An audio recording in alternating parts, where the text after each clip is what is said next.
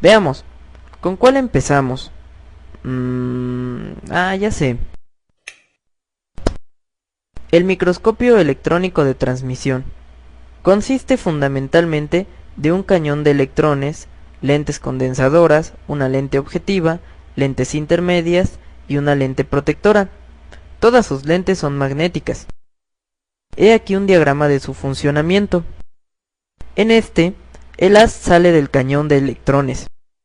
Pasa por una lente condensadora donde se filtra el haz para obtener un haz más monocromático. Luego este llega a la muestra, donde parte del haz es absorbido y otra parte lo atraviesa. Luego los haces pasan la apertura limitadora de campo, cuya función es seleccionar el tipo de haz que ha de pasar. Luego el haz llega a la lente magnética objetiva, cuya función es ampliar la imagen, que servirá de objeto para una segunda lente magnética que será la que proyectará la imagen sobre una pantalla fluorescente. ¿Preguntas? ¿No? Bueno, continuemos. Como lo mencioné, el haz electrónico cruza la muestra en dos tipos de haces: el transmitido, que no sufre desviación alguna, y los difractados, que sufren una pequeña desviación angular. Cuando la imagen es formada usando el haz transmitido, se dice que se obtiene una imagen de campo claro, porque nos muestra claras las zonas de donde proviene el haz transmitido, y el resto de la imagen la muestra oscura. Si formamos la imagen con los haces difractados, la imagen que se forma se le llama de campo oscuro, porque muestra blancas las zonas de donde provienen los haces difractados y oscuras el resto de la imagen. Hay un pequeño truco que se puede hacer con el microscopio electrónico de transmisión.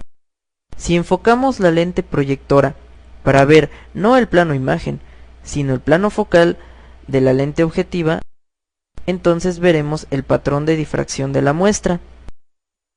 Vean este patrón de difracción. El puntito más intenso corresponde al haz transmitido, mientras que estos puntitos menos intensos corresponden a los haces difractados. Los patrones de difracción son muy importantes. ¿Saben por qué? No. ¿Quieren saber por qué son importantes? ¡Sí! Ok. Mucha atención. Un patrón de difracción es característico de la estructura atómica de la muestra, lo que significa que si conoces el patrón de difracción de tu muestra, puedes saber cómo están acomodados los átomos en esta. He aquí unos ejemplitos.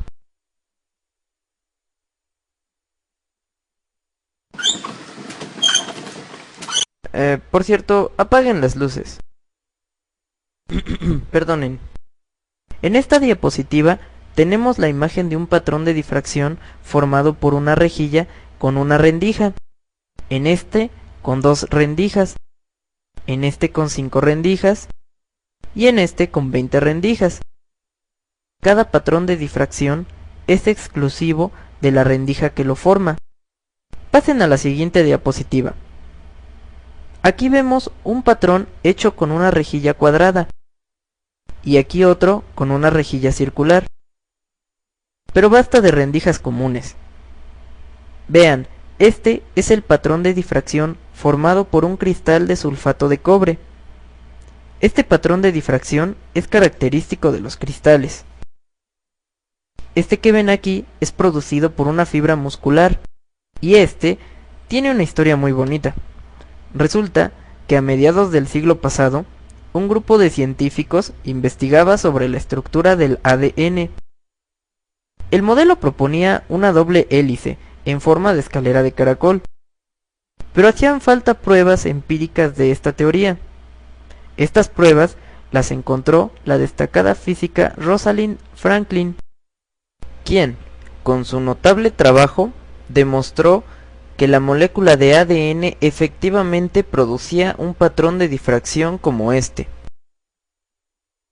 Pero ya no perdamos el tiempo en detallitos. Pasemos al microscopio electrónico de barrido. En este, el haz sale del cañón de electrones y cruza una lente magnética condensadora, cuya función es concentrar aún más el ancho del haz.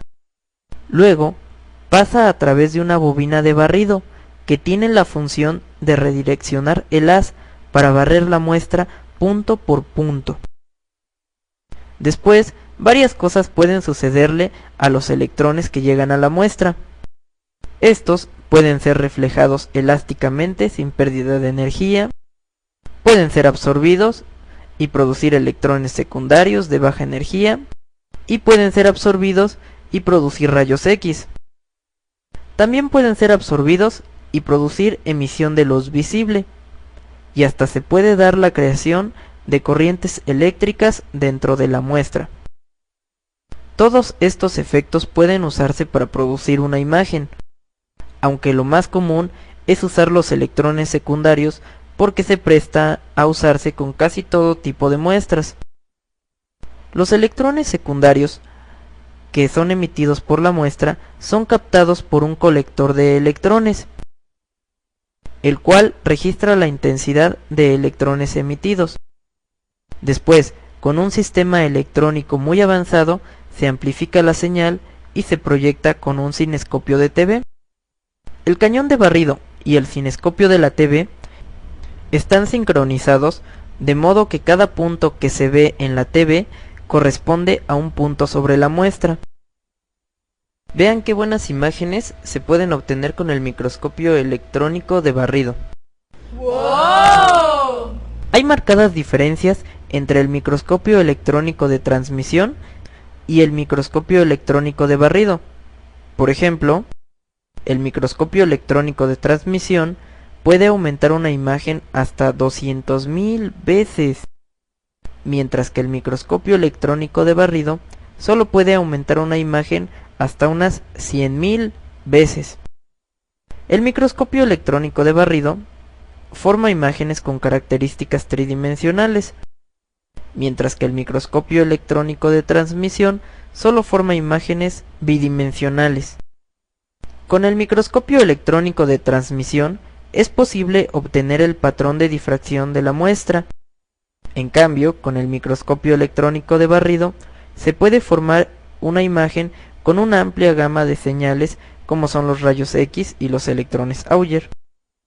Con el microscopio electrónico de barrido, el grosor de las muestras no es un factor importante, y con el microscopio electrónico de transmisión es imprescindible que las muestras tengan el mínimo grosor posible, ya que la imagen depende mucho de la cantidad de luz que atraviesa la muestra.